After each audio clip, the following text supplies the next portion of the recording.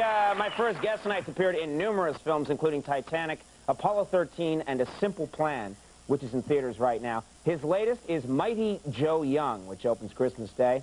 Let's take a look.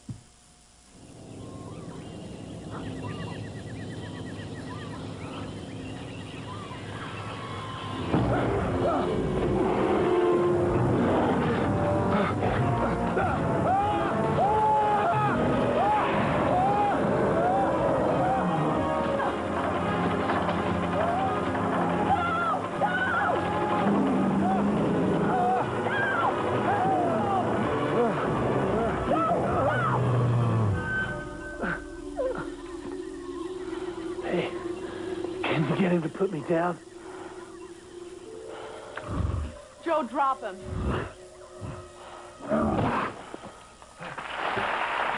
She didn't mean drop him. Please welcome Bill Paxton, everybody.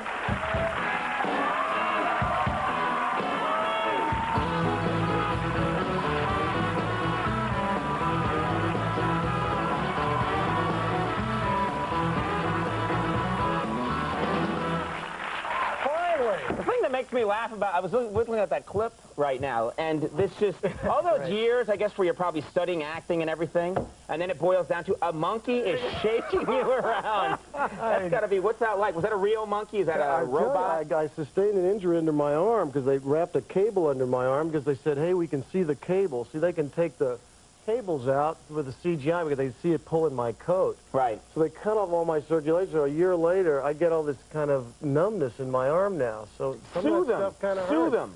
I should. That's a lot of money. I'd split it with you. Gorilla. You can't sue the gorilla. It's not real.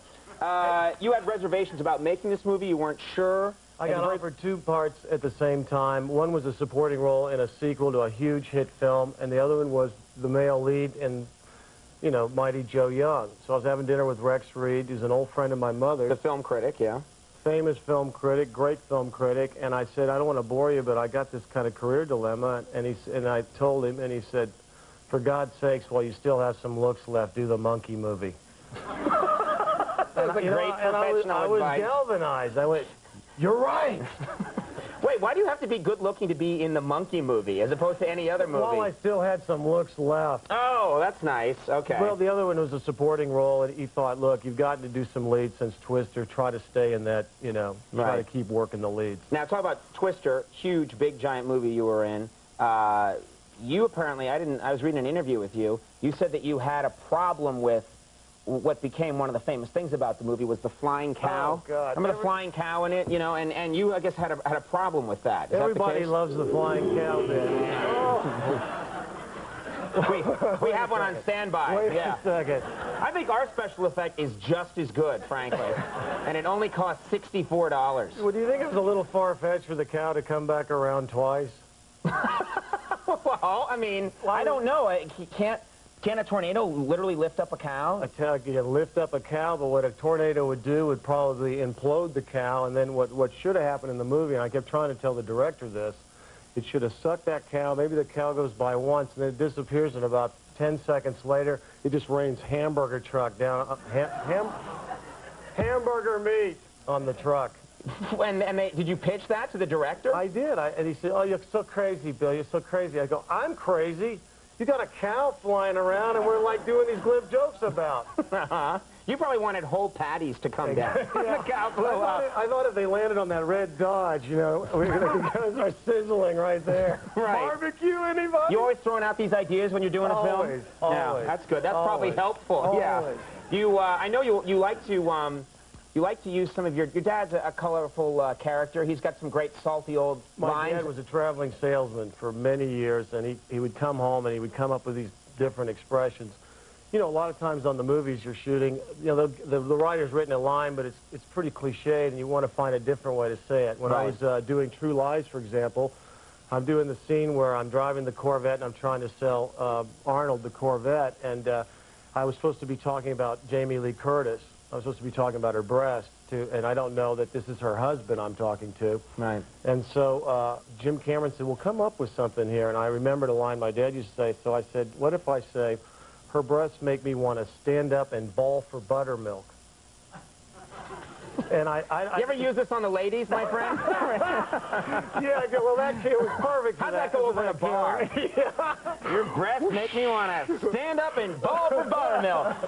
Later, at the hospital, Mr. Paxton, wake up. But he's always come up with these things, and I'd say, what does that mean? He said, I don't know. My dad would say, I don't know, but I heard it, and it kind of stuck with me. Is there a line that your dad has that you've never used in a movie, but you've wanted to use it? Yeah, he said one the other day. He said, you see that guy over there? He's richer than 6 feet up a bull's ass. I don't know where he comes up with these things. That is rich. The most famous one of all, though, is What? in Weird How Science. does that one work exactly? Do I want to know? No. Something in my brain says, move on. Okay. Or something else says, no, dwell. Let's dwell a minute. No. Let's dwell. But your dad actually, your dad, not an actor. Not an actor. But somehow he got a part in this movie that you did. Plan. A Simple Plan. I get to the production office in Minneapolis. When you're in the production office, they'll usually put the 8x10s of the cast, up on a bulletin board. So I see my picture, and there's Billy Bob Thornton, Bridget Fonda, my dad, Brent Briscoe. My dad, what's he doing here? Apparently, my dad had written Sam Raimi, the director, a letter, a very flattering letter, and requested if he could do a small part in the film, and the director gave him the job. And he didn't even tell you he was going to be doing this? No, he kept asking me, when's the new script coming in? I didn't know what that meant. Right. But they should have not I knew told... it didn't bode well. They should have not told you, and then when you noticed him on camera for the first time, use that take in the actual movie. So there's a part in the movie where you're like doing whatever you're doing, and suddenly your dad walks by, and you're like, and then that's in the movie. That's Doesn't make any sense to the rest. Does he like acting? Does he enjoy He it? retired 8 years ago, and he tells me one day that he wants to become an actor, and I thought, oh, God, Dad, do anything in your golden years, but don't be an actor. I mean, to face all the rejection, especially when you're starting You're not a out good as an example, though. You've been in, like, every blockbuster on the planet the last couple of years, and you're there telling your dad, it doesn't work out, Pop. I write a lot. You don't want to do it. I write a lot of letters. No, yeah, that's pretty much it. Yeah, James Cameron keeps putting you in movies. I know he does. You were in Terminator. You had a small part. You were one of the punks that makes the crazy mistake of messing with the Terminator early in the movie. That's right. Oh, there it is. Oh, wait, I didn't think we had it. It's so... Show it again. I love that. I've had a lot of dental work since then. I would hope so. You know what's funny is, that's just a bit part. You probably just have a couple of lines. But I remember the minute, the first time actually that I heard you were coming on the show, I remembered thinking, wait a minute, I remembered him in The Terminator because there's that moment in the theater where the ultimate killing machine comes to Earth for the first time, and 30 seconds later, a punk wants to mess with him. Which is like, he's just in the theater, and you get killed pretty quickly, I think right? I got to say this guy's a few cans short of a six-pack or something like that. And then one he of my dad's lines. crunches your head into a diamond. There, exactly. Is that the kind of thing when you have a part that small, do you end up telling all your friends to go, even if you're only on camera for like 15 seconds? Absolutely. You call everybody you know. You even call people you don't know. Do you hang out in the lobby and you're like, you know the guy who got killed really quickly? Huh? When you're first starting out, you always Your breaths make me want to ball for buttermilk.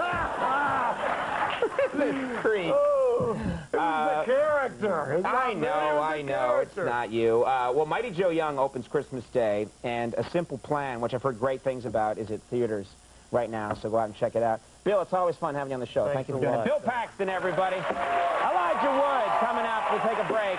We'll be right back.